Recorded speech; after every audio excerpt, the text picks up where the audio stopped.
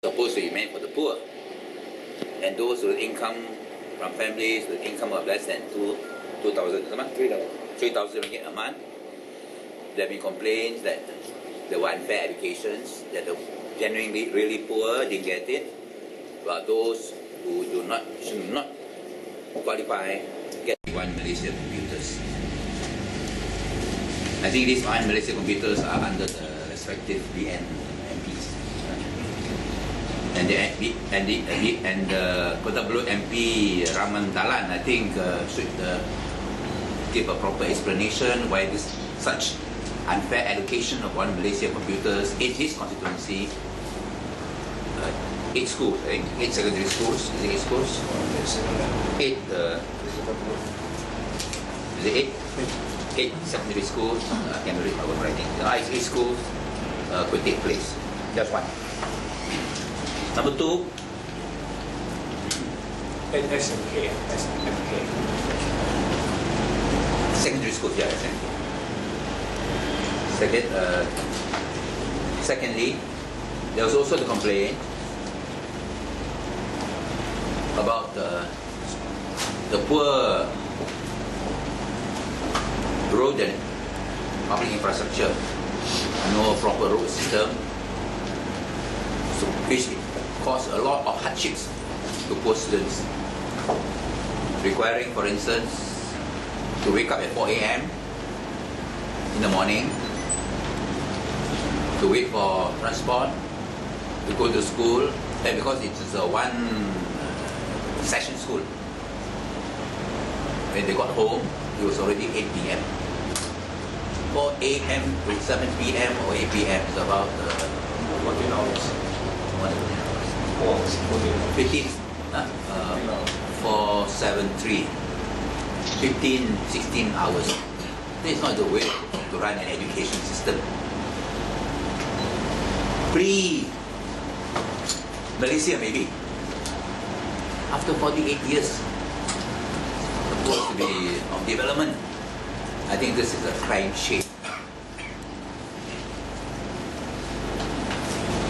This takes place in constituency of Raman Dalan.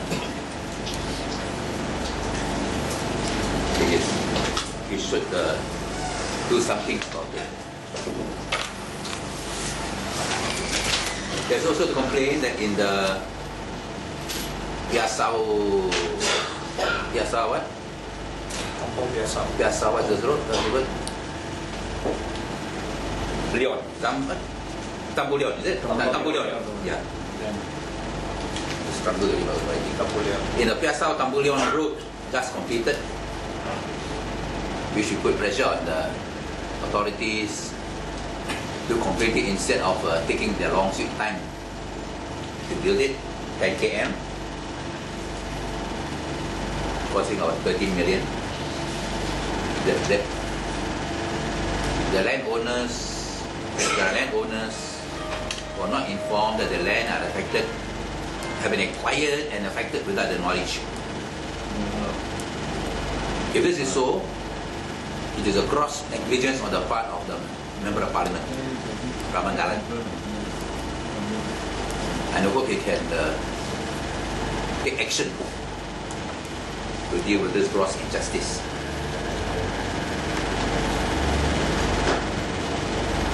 There's the issue of Camp Paradise, the army complex, which stands on 8,000 hectares of land, or 20,000 acres in the land. 8,003 hectares. 8,003 hectares or 10,000 acres of land.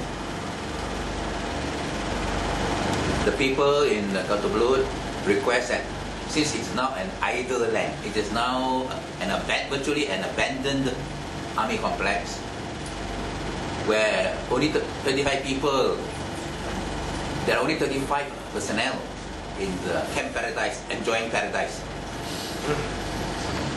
When in the 90s, at the height of its usage, there were one battalion of 1,000, what is it now? 1,500. 1,500, is it? It is Askar. 1,000, maximum 1,800 people. Okay? in the mid-90s, it was a teeming hive of activity, 1,800 people, but now it's been abandoned for more than 10 years. Yeah. Is it? For more than 10 years. It's a gross waste of public funds and the public resources. So now only 35 people, 35 personnel are running the place. Since the government is not productively using that land, it should be returned to the people in Kinabalu. It should be allocated for them for cultivation, for agri-politan or their own agricultural activities. Or grazing. Grazing, agricultural, grazing. And if you give, say, 5 acres per person, how many people? 2,000 families can benefit, correct? 10,000. Assuming half lah, 10,000 acres returned to the people of Kinabalu. 20,000, half returned to the people of Kinabalu. 5 acres each. 5 acres each, 2,000 families can benefit. Recently, I think the Chief Minister talked about hardcore. What's the latest figures for hardcore? 3,000. Well, the latest figures for hardcore in Sabah? No, how many people? How many hardcore families? 3,000. No, it's already 2,000, you know. It's already 5 acres, 2,000 families, yeah. Next item. Yeah, there's a lot of complaint about Jimmy yesterday talked about teachers. Is it? Our teachers problem. There were a complaint about from Sabah teachers that for promotion purposes, the teachers of Sabah are discriminated against. The chances of promotion seem to be less than teachers outside Sabah in other states. And this has created a situation where a lot of senior posts as teachers, as principals in Sabah cannot occupied by Sabah teachers, but by Sabahans.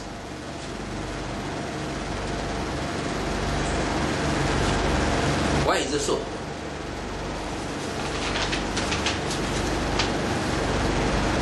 For instance, some 4 years back, there were 200 vacancies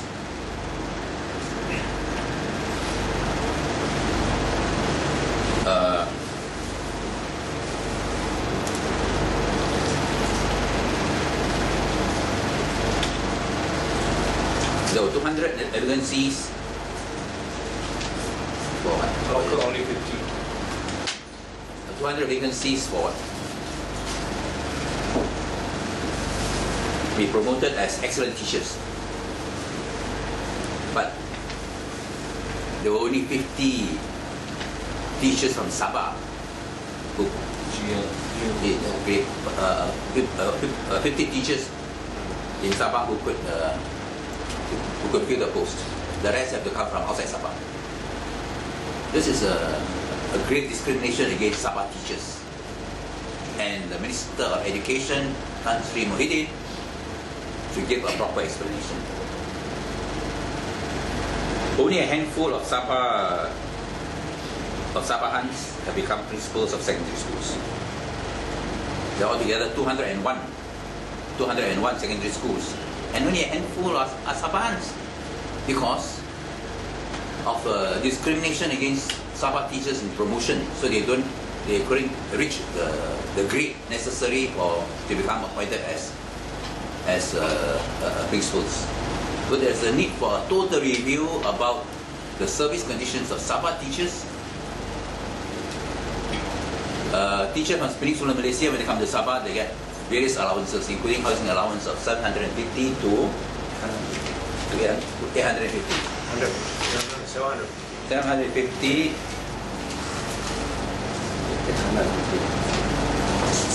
From 700 to 850, okay, 750 and other allowances. What else? When Sabah teachers go to Peninsula, they don't get such. They get very much less in terms of allowances. So these are all anomalies, injustices, which shouldn't be taking place.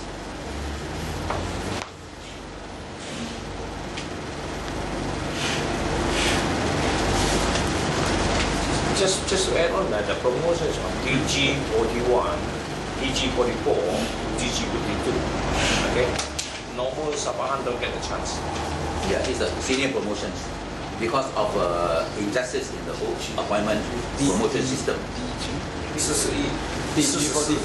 到44，然后到52 52 is for principals already lah. 52 is for principals. principals.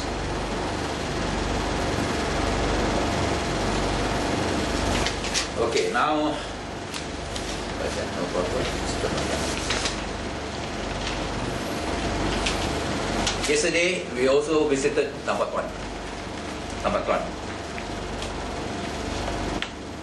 where there's a proposal for 450 million ringgit dam, Agriculture hydro dam. agricultural dam